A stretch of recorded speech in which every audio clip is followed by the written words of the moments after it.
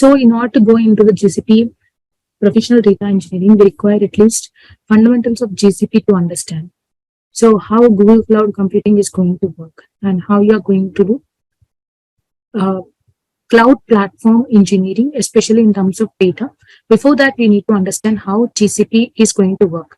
So this module will help the persons who do not have knowledge on GCP. So coming to this, the first and foremost thing, GCP regions and zones. As we already know, cloud is nothing but a data center.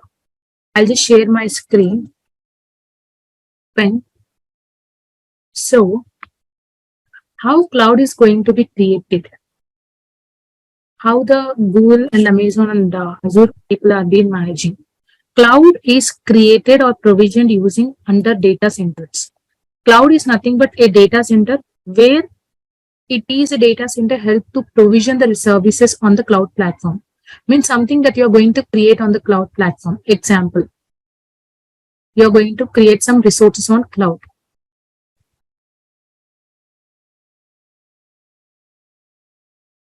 So whenever you're trying to create the resources on cloud, where they are going to create? They are going to create in the data centers, DC. So these data centers are nothing but a place which has been taken by Amazon or Google or Azure. Like right now GCP we are discussing, right? The GCP people will go and get the data centers in the regions. Regions are the places where data centers are being hosted. Multiple data centers are there in multiple availability zones in one region. But suppose I take one region in India. GCP has multiple availability zones. India is called a region here. India is called a region. So Mumbai, example Kerala, AP, and TS. These are all availability zone we can think as. Availability zone means availability zone is something where your data centers are physically present. So in the particular region, multiple availability zones will be there. Like they will specifically create a data centers. So I will show you the data center as well. So let me use Edge browser.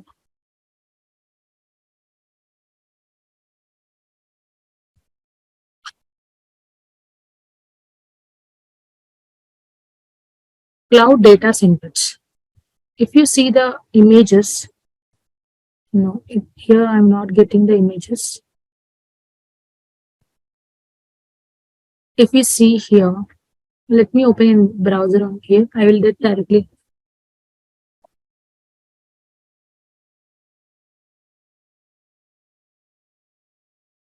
If you see, this is the data centers. These are physical racks that are being organized one or the other, where the hardware and software components are being running 24/7 to provide the resources which are creating on the cloud platform. In the backend, it was being supported by the organization. In order to establish this data center, need government permission along with the compliance requirement, along with a lot of engineers. Physical engineers have to be present at the data center for the maintenance purpose and also look after these data centers. So this is the data center.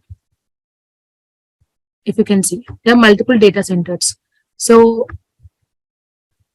these are like placed in the forbidden zone, like somewhere outside the outskirts of the city. They will host the data centers. So if you go in Chrome and you can type AWS data center, GCP data centers, I will show you.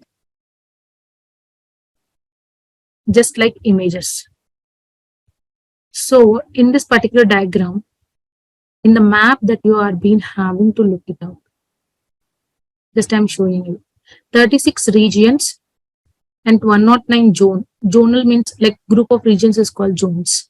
Network edge locations, 176 availability zones and network edge locations are there. 200 plus countries plus territories. Now GCP has its data centers in 200 plus countries. Almost in India, a lot of countries are there. So in that 200 plus countries and territories, Google Cloud Data Center has been there. So coming soon, we'll be expanding in regions Doha, Germany, Daman, Quito, Malaysia, Thailand, New Zealand. So all these regions are newly going to establish, and that you can see in the Google Cloud platform as well. So coming to this, Regions and zones that I just showed you. What are the regions and zones? Regions are the place where multiple availability zones will be there. So a group of zones is called regions. So availability zone is called region. So the data center will be available in the particular availability zones. When we group together, we can name it as a region. Might be we can take it as India region or US East, US West, and Central West, like that. That is called region and zones. Why zones and regions? Low latency, full government rules, highly availability, disaster recovery. So Singapore Zone A. In Singapore only, there are two data centers are there, which is in Zone A and which is in Zone B. So US West Zone A, US West Zone B. So these are the region where your data center is there. Why low latency? Latency is something like you are sitting in India and you are trying to access the resources somewhere in US West. Actually, it is very far from your region. Whenever you are trying to access the resources from far of yours, it's very difficult to connect that services. But cloud platform ensure the network edge locations will have to properly connect together, and your service or your application or your data center or your machines or resources will not go down at any cost of time. So that is the reason low latency. Fastly you can connect and you can do the activity, especially with the cloud platform. So follow some government rules. In order to establish all these things, especially any organization has to follow the government rules. Compliance will be there, GDPR will be there, where they are going to associate and getting the land permission, electricity permission, continuous supply, chain management, and also a lot of people will be working in the data centers to make sure those data centers should work properly. And they are giving higher availability, as already it is there in 200 plus countries. So it is not a simple deal that they are managing this regions and zones. So disaster recovery, something gone wrong in Singapore zone, here everything went off. So here hundreds of organizations have been using the resources created in the Singapore zone here. Whenever they do disaster recovery, AWS have an option that you can have a backup in other region. Whenever something has gone wrong in one region and due to might be their issues or our issues or some third party kind of issues, disaster recovery is something that you are going to recover from the process when it is good or system went down and your entire thing is blocked. Then disaster recovery will come into picture. So this is one of the engineering concept like disaster recovery any organization will implement whenever something goes wrong, especially in the zones and region. So GCP zones and region. Zones is like independent data center, as I already told you. Region is like a geographical area, a group of availability zones which is called independent data center. And multi-region, collection of geographical regions. Multi-region in the sense, right now India and Pakistan or US and Canada, that is called multi-region. So collection of geographical regions is called multi-region. And entire thing, zones, region, multi-region, everything is called global. So right now global locations that you can also see from this page. Okay, not required. So here in this picture, multi-regions are there where zones, this independent data centers are grouped together, and these regions are grouped together into multi-regions. These multi-regions are grouped together into global. So this is the way. Regions are grouped together into multi-regions. Multi-regions are grouped together into global. So creating the GCP free tier account. What are the services that we are getting in free tier? Storage and database, where we are going cloud storage, file store, SQL, Spanner, BigQuery, Bigtable. Data processing, Dataproc, Dataflow, Data Prep, Data Catalog, BigQuery, PubSub, Composer, Data Fusion. So next, ML AI, Vertex AI, Pre-built API, custom model, and Auto ML. Compute engine, like secondary services, Kubernetes app engine, these are also will be available in the free services, like $300 credit you will be getting, that can be have these free services, you can have a free trial as well. So GCP basic services, basic infrastructure service. What is called IaaS service? Means infrastructure as a service is something is called IaaS service. IAM, compute engine, Kubernetes, app engine, Cloud Run, Cloud Function, VPC. So where this infrastructure service is something like you are going to create something on this particular resources. Like you can create the virtual servers in Compute Engine. You can give the privileged identity management in IAM. App Engine is used to deploy your application directly on the App Engine without any configurations. Kubernetes is like for Kubernetes deployments you can go for. Cloud Run is something that you can run your files on the Cloud Run, which acts like a cloud function. These are connected together. Like cloud functions are something that you want to implement some functions and you want to get the output which is connected to App Engine. So this is also one of the infrastructure service, means that you are going to create something which you can to deploy application or to use application or to connect to the application in that way. So VPC, virtual private cloud. A virtual private cloud is something where your cloud platform has been enabled. So all the services come under one VPC only. A virtual private cloud will be created in the backend of data center for us with the VPC ID. Then only all the resources will be connected to the VPC and we can able to create the services. So next, IAM. IAM is very important topic, especially in identity access management. Whenever we are going into GCP, this requires not much technical, but identity and access management is something like in the organizations, there are 100 plus people are working. So they want to enable to use the cloud resources access. If we give the root permissions for every person, he can able to create, delete, and he can do a lot of activities on the cloud platform. Why identity and access management came means what can do what who can do what on which resources, who what which means the people like for suppose higher level to lower level will be like on the terms of expertise. So right now for few services are there like this service. Compute engine should not be accessed by some teams or some people. Kubernetes only accessed by few people. App engine can only accessed by few people. So in that way, using identity access management, we can create some roles and policies. So with that help of that, we can create an identity. With their mail ID, we can configure on the Google Cloud platform. We can create, we can update, and we can delete as well. The options will be there on the Google Cloud platform. Who can create the resources, who can just see the resources, who can also have the administrator permission of deletion, the resources. So resources are compute engine, app engine, cloud storage, all these things.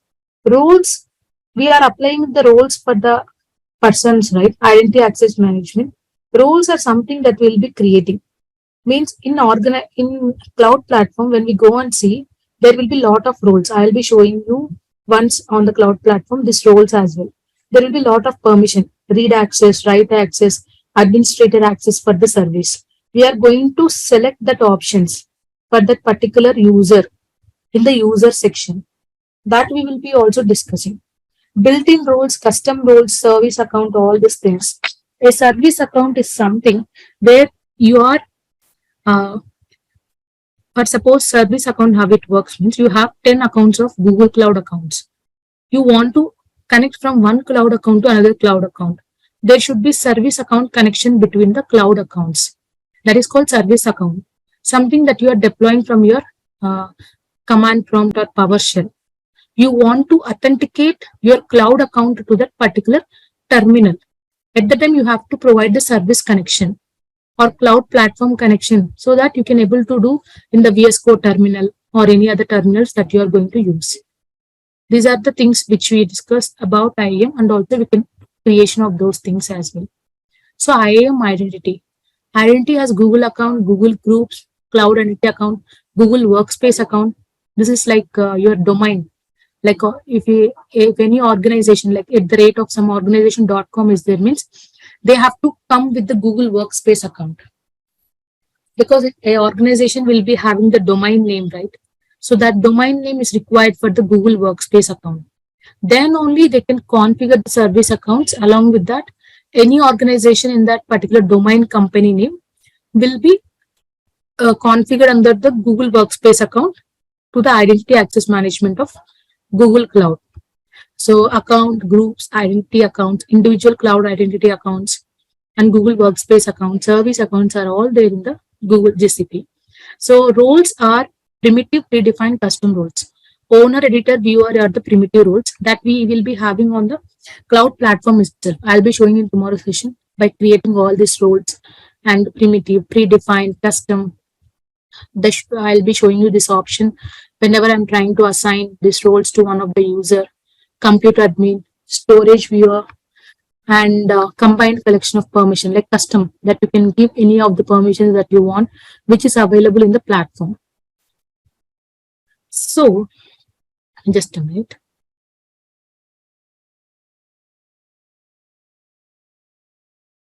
So roles are collection of permissions.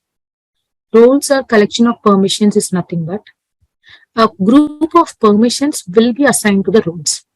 In GCP platform, there is a section called roles. In that roles, if you go in that panel, you can see the permissions.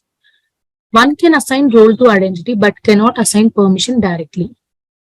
We can also assign a role, but not the permissions, because we have to collect the permissions and make a role. Then role can be assigned. Not the permission is going directly assigned to the identity.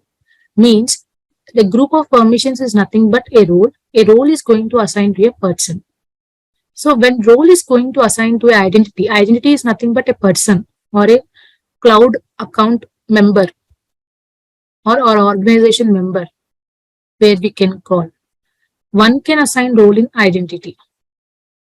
So next, assign roles to identity. How we are going to assign role to identity? So here the main important point, permissions are not directly assigned to the identity.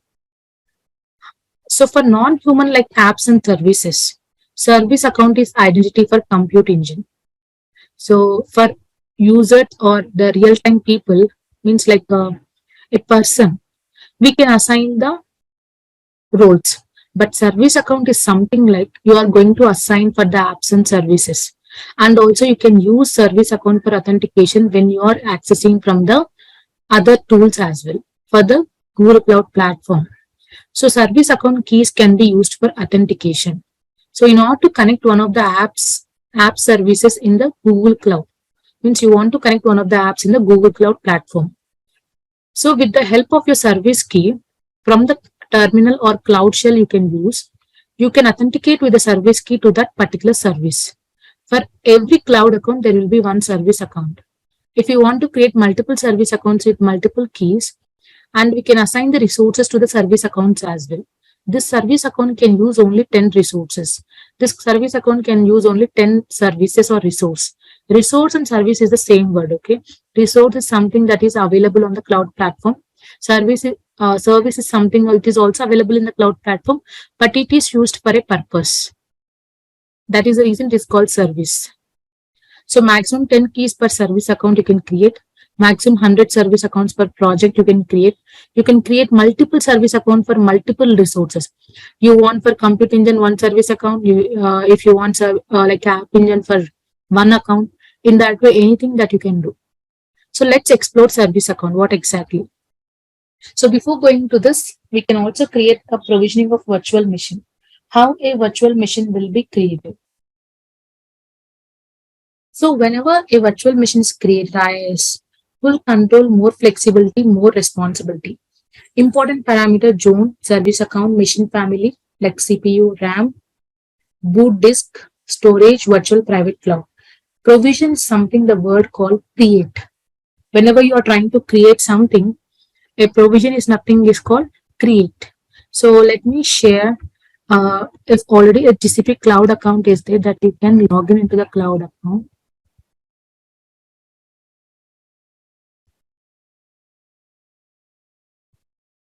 Let me check that you will be having a start free, or otherwise I already logged in with my thing. Console, click console. This is my thing. I have already created one project. So let me go here. Here compute engine will be there. In compute engine, here virtual machines are there. So VM instances. Click on this. We can create one virtual machine here.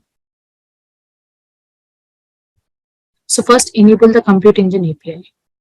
So enabling API is very important, and enable has to bill as well. So we have managed billing accounts. We have to give at least one billing account. So status is active, create account. Unless until you can't create account, you are unable to create. Just create a continue.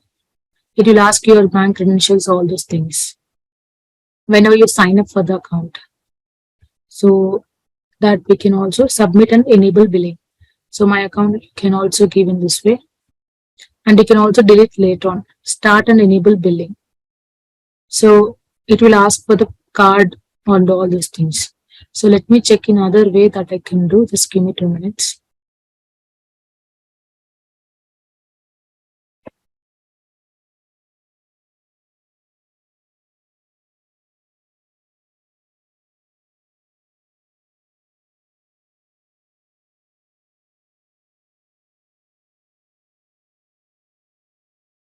Just give me 2 minutes.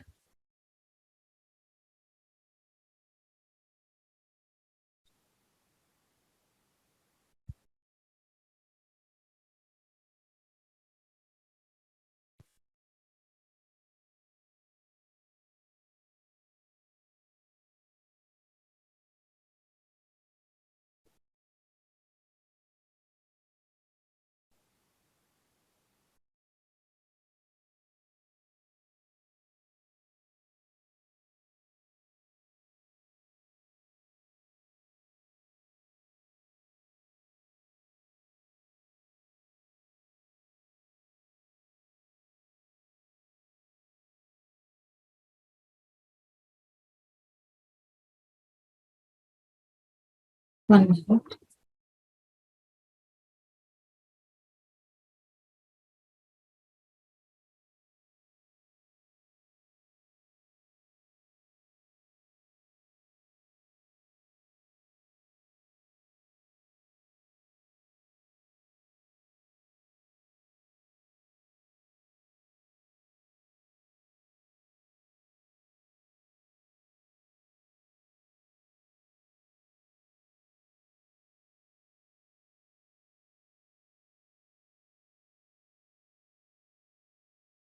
Just give me 1 minute. I'm authenticating this.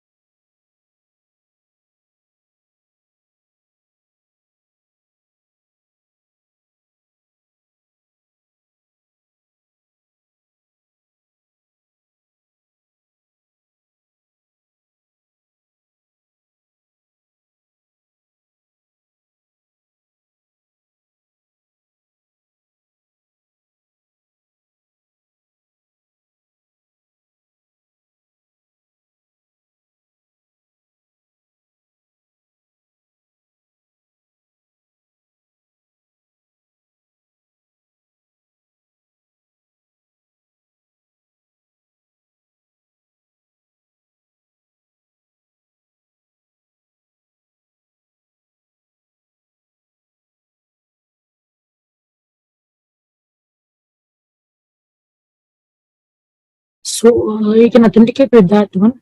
That I can show you in tomorrow session.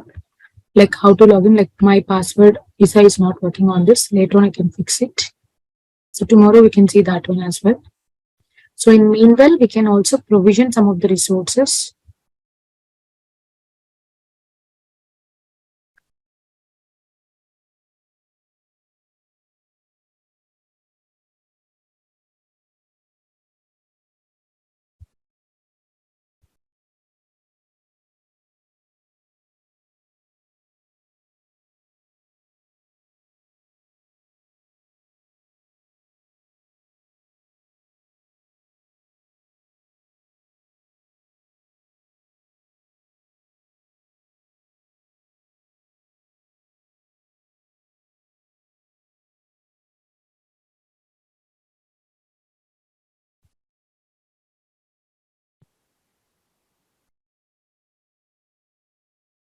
So fine.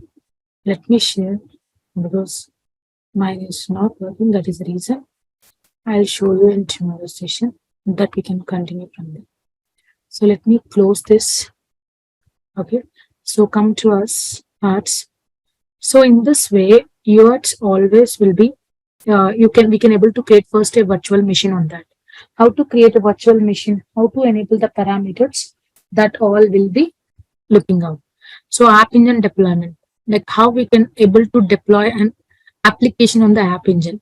Like what is app engine? It's a platform as a service solution and no server management. We do not require any servers or any virtual machines or any kind of other things for the application deployment. Just you can create app engine in the Google or platform directly. You can dump your code into the app engine, so it will run and it will give you the output. So deploy HTTP based applications, only kind of HTTP based. Like right now we are accessing HTTP websites, right? That kind of applications we can deploy on app engine directly. So focus on code, and the code has to be according to the app engine. The code has to be configured whenever the app engine works in design part, understanding the design part of app engine. From there that you can connect the code. Standard and flexible mode, that you can connect a flexible mode to implement the app engine and support many runtime engines. Like you can install Python, Java, Go, Node.js on app engine terminal, any other languages, PHP as well. So let's deploy Hello World Node.js app. Tomorrow I can show you how to deploy it. And one is Kubernetes engine, that we will be seeing how Kubernetes will work as well. And after that, what exactly a Kubernetes engine? It is an orchestration system for containerized application.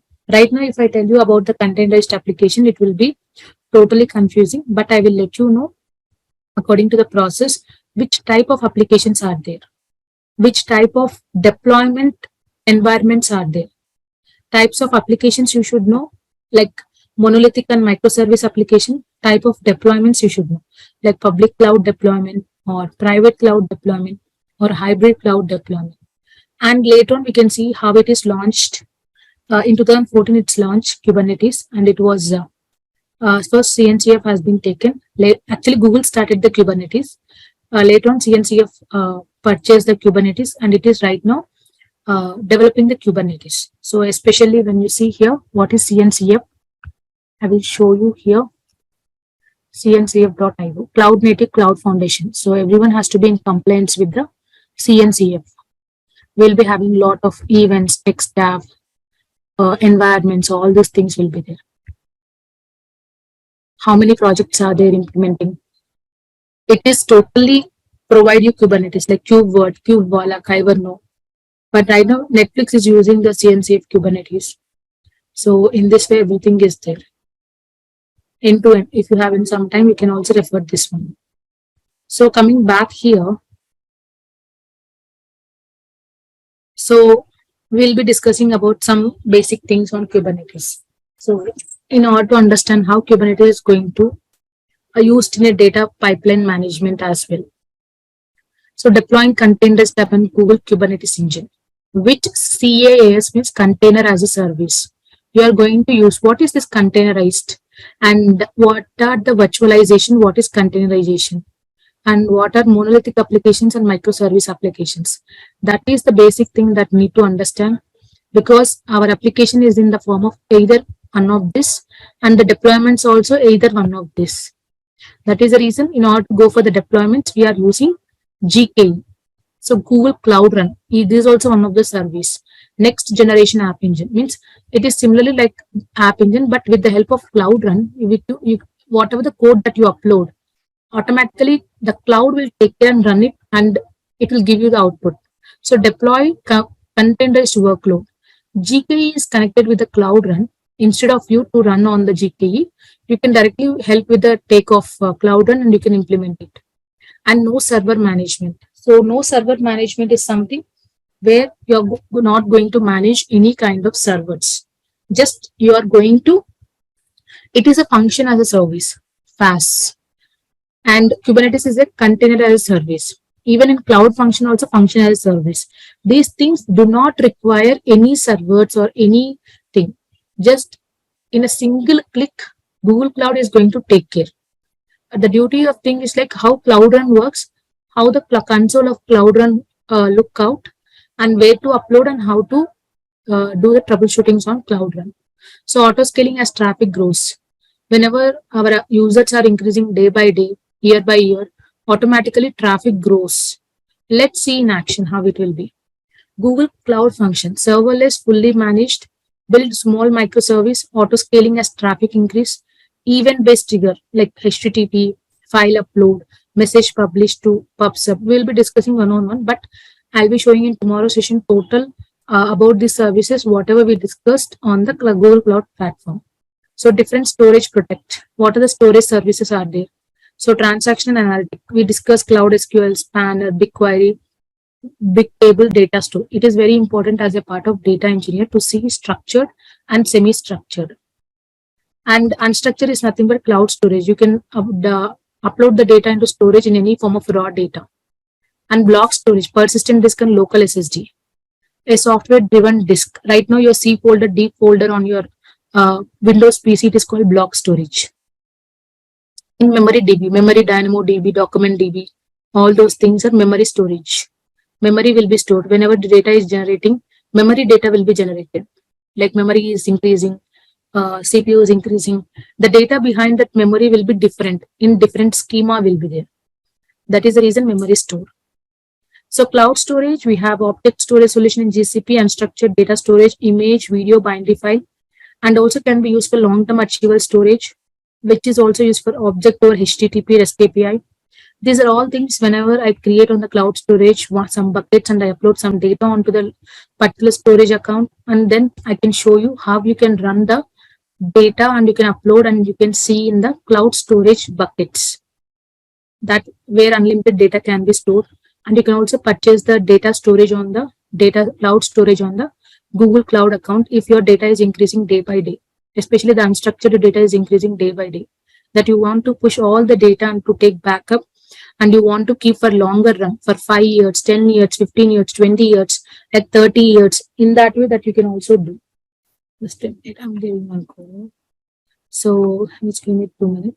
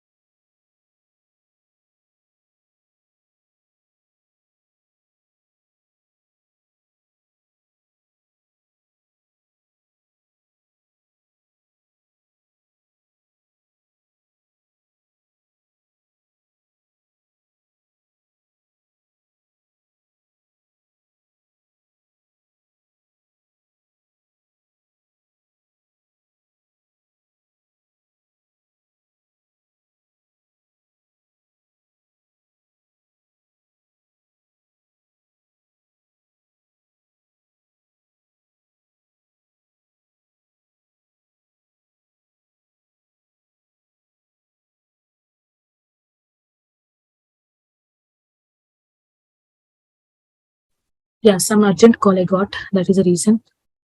Yeah. So here we have the thing. So let me I was in share screen. And storage, we can see how to create the storage on the particular location and we can use how the storage can be used. So here, this is the end-to-end of your cloud storage. We have different services as well. I'll just go show you the overview.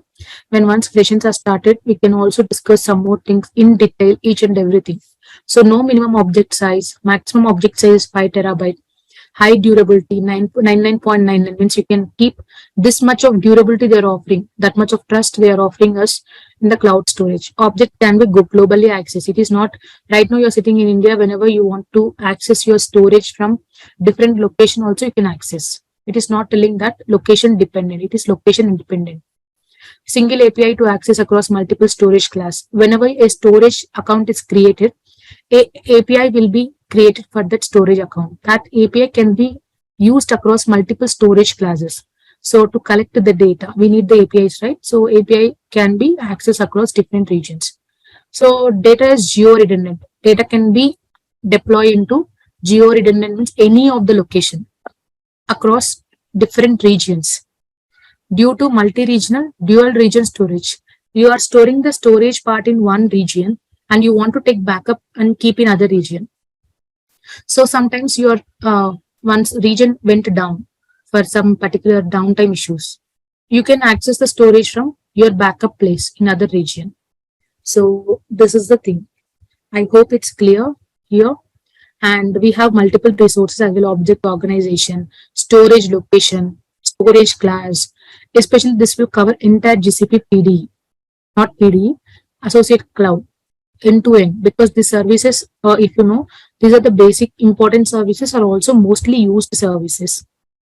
And object lifecycle management, hub the storage object lifecycle, object versioning, controlling access. These are the parameters. But when we are implementing on the cloud platform, you will be seeing all these words: no object level permission, all these things that you can see on the cloud platform. So today, for this thing that I have given you overview, tomorrow I can show you to create the resources, and later on we can start our one-on-one things in the end-to-end. I hope it's clear. If you have any doubts, just let me know for today so that we can discuss and wrap up.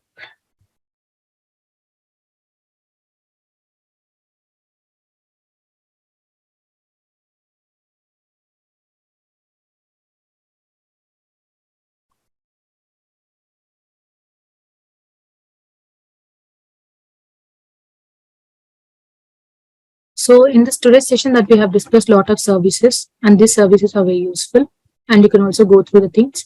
And in tomorrow's session, we can implement these services, and we can also run the one-on-one on this particular end-to-end cloud resources.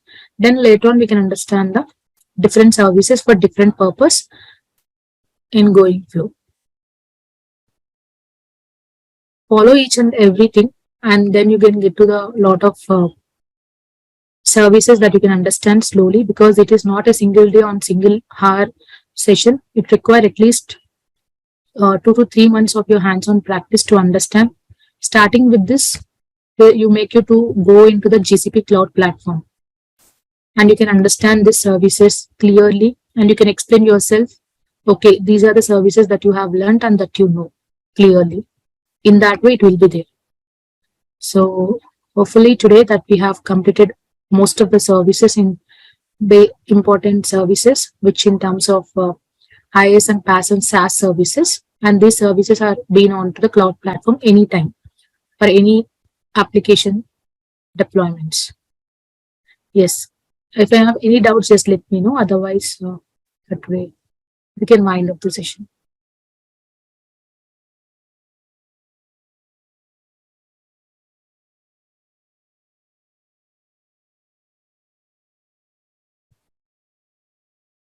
So everyone expected to create one GCP cloud account in order to whenever coming for the next sessions, so that it will be useful. Just like signing up your mail process, in that way, same GCP cloud account will be there. It will ask some ₹2 only. Again, it will credit back to your account after you creating.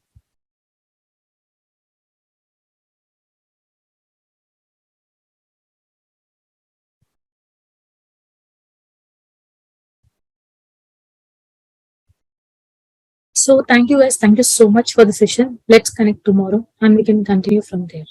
Thank you all.